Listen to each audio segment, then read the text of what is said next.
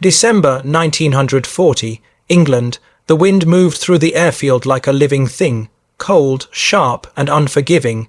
Frost clung to the ribs of broken aircraft lined along the tarmac, their bellies open to the morning light, their engines dead. The hangar roofs dripped slowly with thawing ice, a rhythm that echoed like the tick of a slow clock. Somewhere in the distance, the low hum of German bombers faded into the fog, a reminder that the night had not yet truly ended. Inside one of those hangars, a man worked in silence. His name was Harold Finch, a mechanic whose hands were always stained with oil, and whose eyes carried the weight of sleepless weeks. He wasn't a soldier or an officer. He was a man of gears and circuits, of quiet patience and stubborn will. The others called him the Tinkerer. He stood before the carcass of a Spitfire, its once bright frame dulled by soot and shrapnel scars. Steam rose from a bucket of cold water at his feet, carrying the faint scent of metal and grease. Finch leaned over the open panel of the aircraft, a wrench in his hand, his breath forming ghosts in the air. The engine had failed again, just like the others. He tightened a bolt, stepped back, and stared. Nothing looked wrong, and yet everything was. The ignition system refused to hold a steady spark. Every pilot who went up with it risked his life on a flicker of electricity and luck. A voice echoed behind him. Finch, command wants those 3 ready by dawn. He didn't turn. He simply nodded, wiping his hands on his overalls. They'll be ready. He muttered, though he knew they wouldn't be. The door slammed. Silence returned. Only the hum of a distant generator filled the air. Finch looked at the pile of burn. Doubt ignition relays stacked on his workbench. Each one represented a failure. Each one a life lost. The airfield outside was a graveyard of machinery. The RAF was running out of everything: fuel, parts, patience. The Luftwaffe owned the skies, and every night the bombers came, painting the horizon in fire. Finch had learned to recognize the sound of engines by ear, the stutter of a dying Merlin, the cough before it failed. Those sounds haunted his dreams. He rubbed his temples. The war had turned mechanics into magicians. They were expected to make miracles from scraps, to hold the sky together with wire and prayer. But the truth was brutal. Machines were failing faster than they could be fixed. A young apprentice approached, his face pale beneath the flickering light. "Sir, we can't get the new relays from London. The transport's been hit." Finch didn't look up. "Then find something else. Anything that carries current." The boy hesitated, but go. He didn't raise his voice. He didn't need to. The tone carried something colder than anger, a quiet exhaustion that made men obey. When the boy left, Finch sat on the edge of the workbench and looked around. The hangar felt like a chapel for lost machines. Shadows of propellers turned slowly in the wind, casting fractured halos on the walls. Somewhere, a radio crackled with Churchill's voice, muffled through static. "We shall never surrender." Finch exhaled through his nose. "Never surrender?" He whispered back, almost bitterly. He picked up a broken relay from the pile and turned it over in his hand. The copper coil inside was blackened, burned beyond use. He pried it open with a screwdriver, tracing the lines of its design like a priest studying scripture. Every failure told a story. Too much heat, too much vibration, too little insulation. The war demanded speed, but the engines demanded precision. And in between, men like Finch tried to bridge the impossible gap. A siren wailed in the distance, another raid alert. Finch didn't move. He'd learned that when the sound began, it was already too late to run. The ground shook once, twice, dust fell from the rafters. Outside, explosions bloomed across the field like deadly flowers. But Finch kept working, soldering a joint with trembling fingers. His world had narrowed to the glow of the iron, the smell of hot metal, the small sound of something trying to live. When the all-clear finally came, the hangar was half lit by a dying bulb. Finch set the tool down and looked at his reflection in a piece of polished metal. The man who stared back seemed older than he remembered. He walked out into the dawn. The airfield was silent except for the hiss of steam and the caw of distant crows. Black smoke rose where the fuel depot had been. A single Spitfire lay on its side, wing bent like a broken arm. He stopped beside it, brushing his hand along the cold fuselage. Inside the cockpit, a pilot's scarf still hung from the seat. It smelled faintly of smoke and wool. Finch closed his eyes. He didn't need to ask who it had belonged to. A voice inside him whispered the question he'd been trying not to face. How many more would die because the machines failed? He looked at the scarf again, fingers tightening around it. Not one more. He murmured. The morning light broke through the clouds then, pale and cold. It touched the metal of the wreckage, glinting like a promise. Finch turned back toward the hangar where a new day of repairs waited. Hours passed. Tools clattered, sweat dripped. The smell of oil thickened. Every bolt he turned felt heavier. He worked without rest, his movements automatic, driven by something deeper than duty. By guilt, perhaps, or the stubborn refusal to accept defeat. By dusk, the floor was littered with wire and ash. He tried everything he knew: resoldered circuits, rewired connectors, even stripped down an old generator for spare copper. Nothing held. Each test ended the same way, a brief spark, then silence. He leaned against the fuselage, chest heaving. His hands were black with soot. Around him, the hangar buzzed with tired voices, mechanics arguing, officers shouting for progress, but Finch heard none of it. He heard only the pulse of his own frustration. The sound of defeat had a rhythm. It came in the clank of wrenches, the hiss of escaping steam, the sigh of tired men. It was the heartbeat of war. As night fell, Finch lit a cigarette and watched the smoke curl toward the ceiling. The bulb above him flickered once, twice, then steadied. He watched it carefully, noting the rhythm of its tremor. It was faint, almost alive. Somewhere deep in that flicker, a thought stirred, but it was not yet clear. The door creaked open again. A messenger stepped inside, holding a clipboard. "Lieutenant says to report your progress." Finch stared at the man for a long moment, then replied, "Tell him I'm still losing." The messenger shifted uncomfortably, nodded and left. The silence returned, heavier than before. Finch looked down at his workbench, at the pile of ruined parts. The smell of burnt insulation filled the air. His fingers brushed over the tools one by one until they rested on the small relay once again. He turned it in the light. The tiny filament inside gleamed weakly, as though refusing to die. He placed it gently on the table, almost reverently. Then, with slow precision, he began to take it apart again, not out of hope, but out of habit. Out of the quiet need to understand, outside, the last of the daylight slipped behind the hills. The hangar door rattled in the wind. Somewhere beyond the clouds, the war raged on. But here, in this forgotten corner of England, one man fought a different kind of battle. A battle not against an enemy, but against failure itself. And though he didn't know it yet, that quiet battle, the one fought with wrenches and wire, in the cold breath of an English dawn, was about to change everything. Finch sat back, staring at the half, dismantled relay in his hand. His reflection shimmered faintly in the metal. His eyes, tired and red, caught the light just long enough to reveal a flicker of something. An idea, fragile as the first spark in a dying engine. He closed his fist around it. "There has to be a way," he whispered, and the wind outside carried his words into the dark. The next morning broke grey and thin, a light mist stretching across the airfield. Dew clung to the wings of grounded aircraft, glimmering faintly before dissolving into the cold air. The sky carried that stillness that comes only before another storm. Finch walked across the wet ground with slow, heavy steps, his boots sinking slightly into the mud. He hadn't slept. The smell of oil and iron had followed him into the night, and even now it clung to his clothes, to his thoughts, to the inside of his lungs. The hangar door groaned as he pushed it open. Inside, the lamps still burned dimly, throwing long shadows across the workbench. His tools were exactly where he had left them, scattered, waiting, silent. The broken relay lay at the center, its copper wound exposed, fragile as a wound that wouldn't heal. Finch sat down slowly. His hands trembled from fatigue, but his mind wouldn't rest. He could hear the faint hum of distant engines, not from the airfield, but from the horizon. German engines. The sound grew and faded again, swallowed by the morning fog.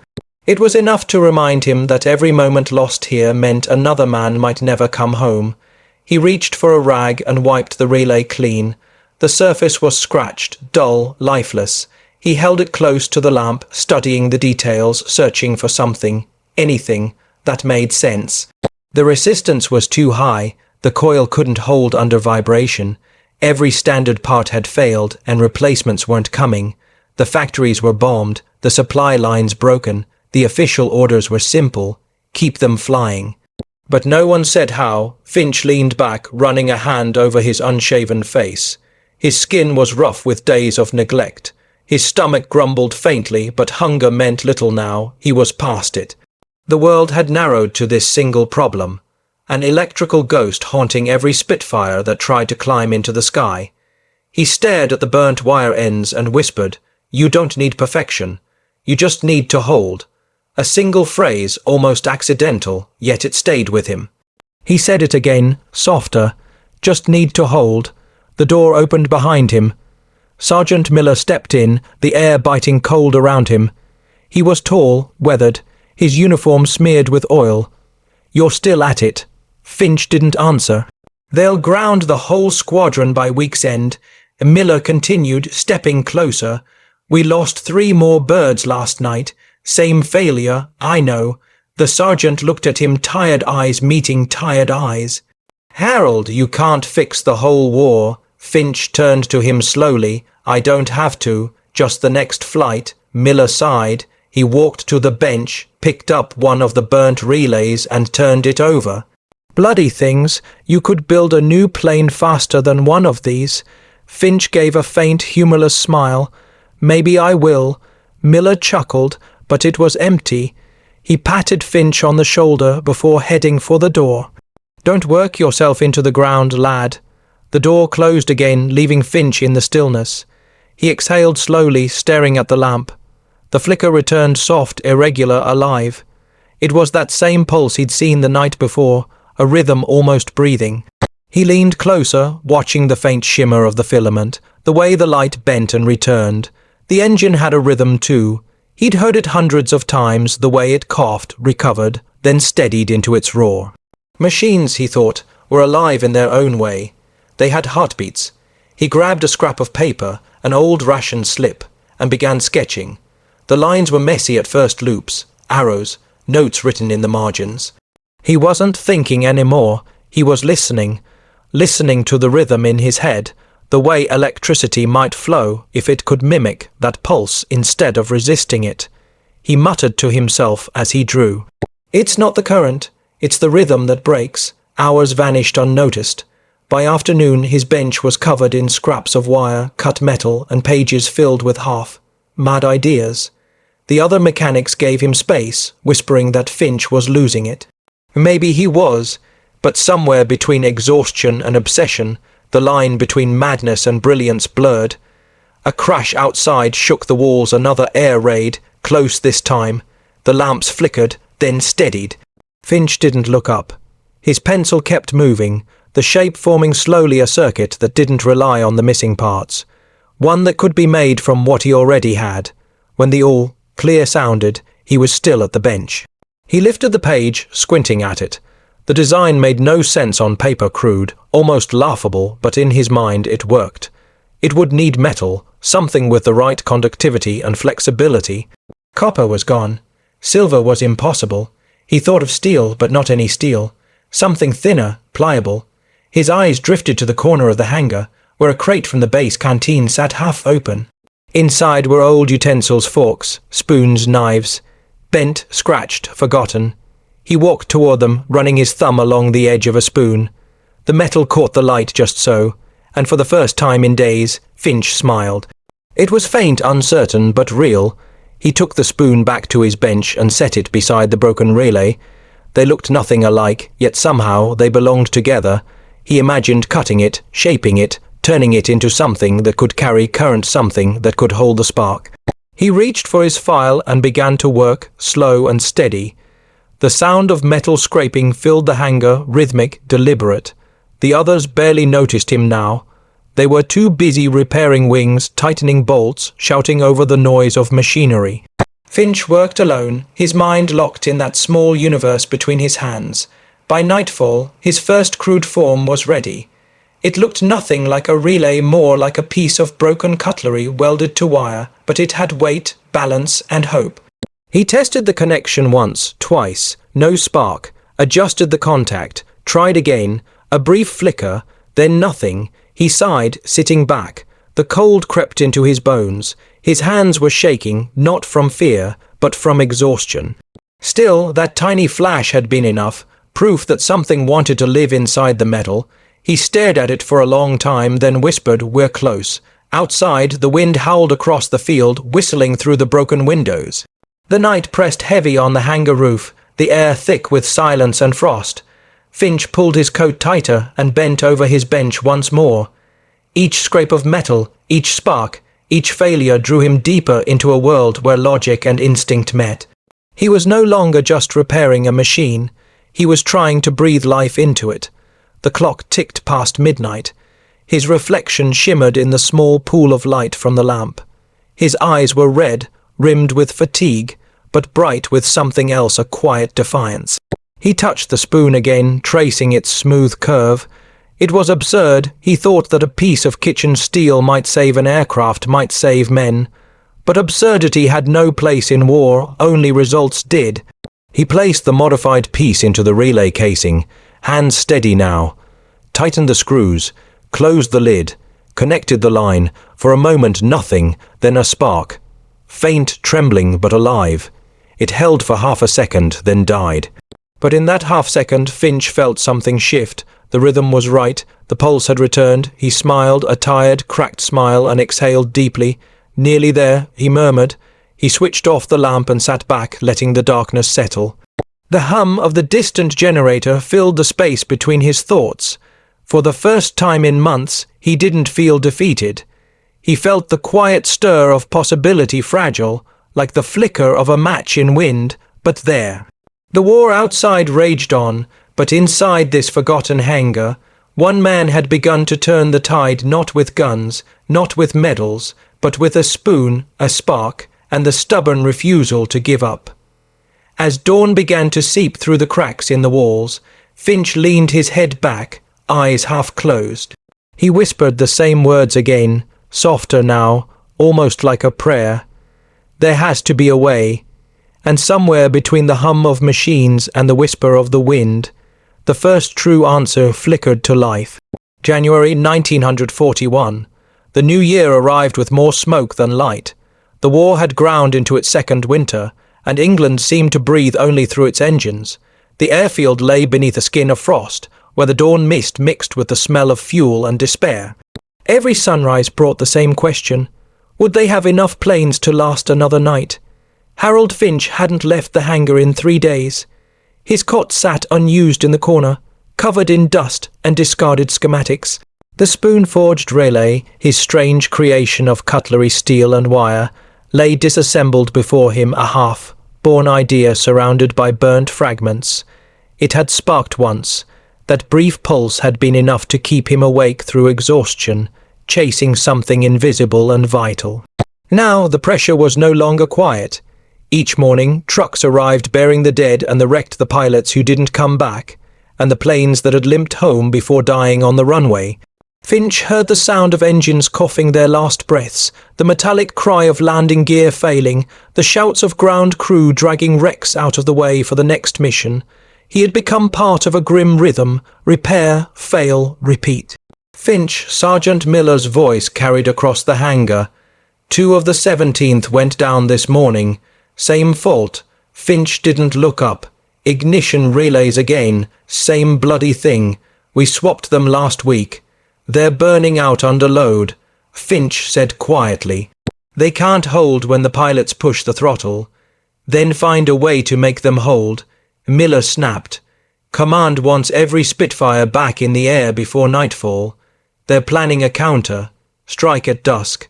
Finch rubbed his forehead, the skin slick with sweat despite the cold. They'll fall from the sky again if we use these relays. It's suicide. Miller's jaw tightened. Orders are orders, Harold. When the sergeant walked away, Finch's hands dropped to his lap. He stared at the blackened metal in front of him, and something inside him began to fray. The war didn't wait for invention. It consumed men faster than machines. He looked up to see the pilots preparing for takeoff, young, thin, some barely out of school. They laughed too loudly, smoked too much, hid their fear behind smiles. Finch watched them walk toward aircraft that might betray them before the enemy ever could. He whispered to no one, "They deserve better than this." The roar of an engine outside broke his thought. One of the repaired Spitfires revved up, ready for its test. Finch stepped out into the open and watched as the aircraft rolled forward, wings trembling under the strain. The sound began smooth, then cracked. A sharp pop echoed through the field. The engine sputtered, coughed, and died. The pilot climbed out, slamming his helmet to the ground. "She's gone again." Finch closed his eyes. He didn't need to look. He knew the smell burnt metal, fried circuits, the acrid stench of failure. Inside, he tore off his gloves and threw them onto the bench. "It's the relay, it's always the relay," he muttered, pacing. Too much resistance, too much heat. His mind ran faster than his body. He began scribbling numbers on the nearest surface, the wooden tabletop already covered with formulas and crossed-out guesses. Every variable he adjusted led to another dead end. He pressed his palms against his eyes, feeling the pressure behind them. The world narrowed to a point of light and noise. He heard footsteps again.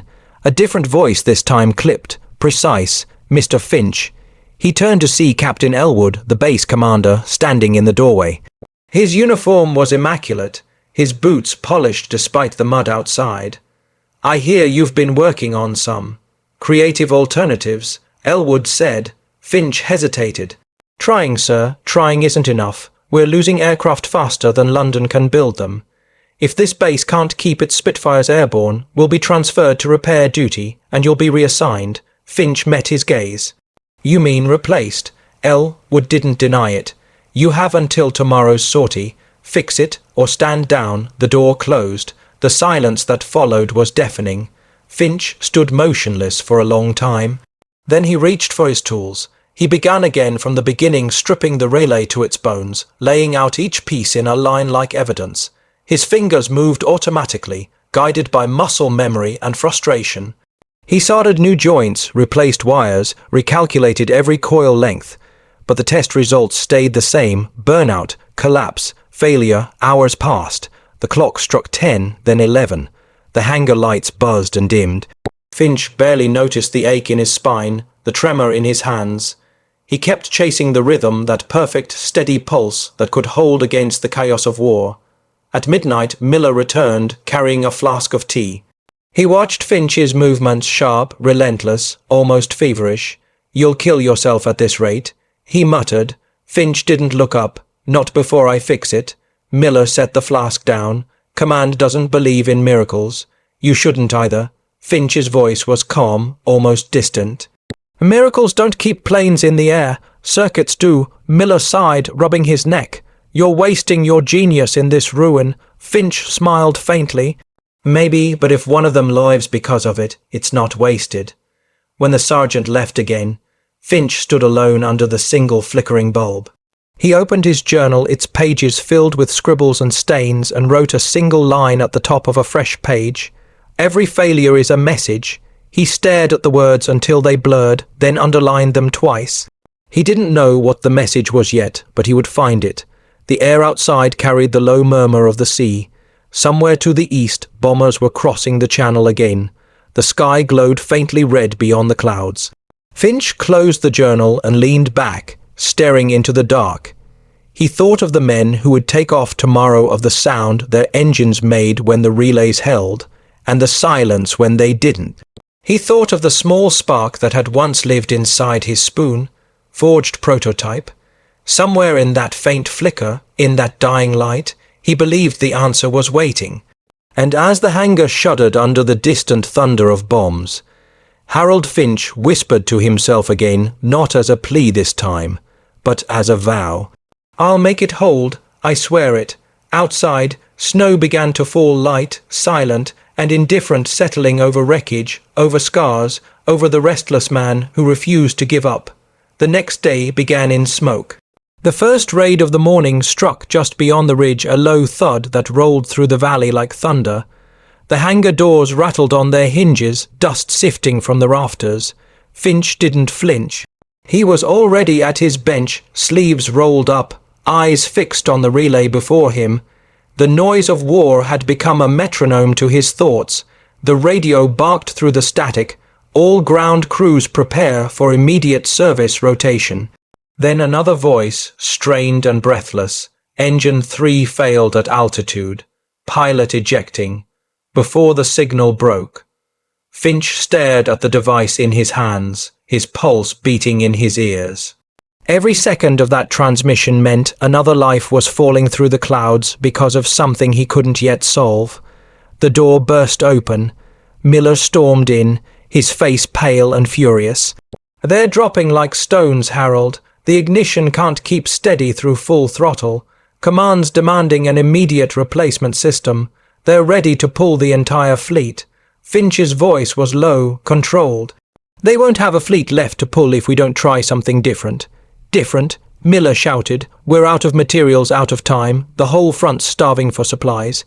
Finch turned the small relay over in his hands, running a thumb along the cracked edge. "Then we stop waiting for supplies," he said softly. "We make our own." Miller froze, watching him. "You're talking madness again." Finch didn't answer. He set the relay down and started gathering what little metal he could find: scrap wire, stripped bolts, the remnants of old radio coils. His movements were precise, his silence absolute. The clang of tools echoed through the hangar like distant bells. By afternoon, word had spread. The men worked around him, whispering that Finch was chasing ghosts, that the Tinkerer had finally cracked. But no one stopped him.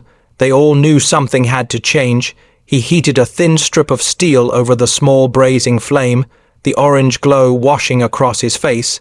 The smell of burnt oil mixed with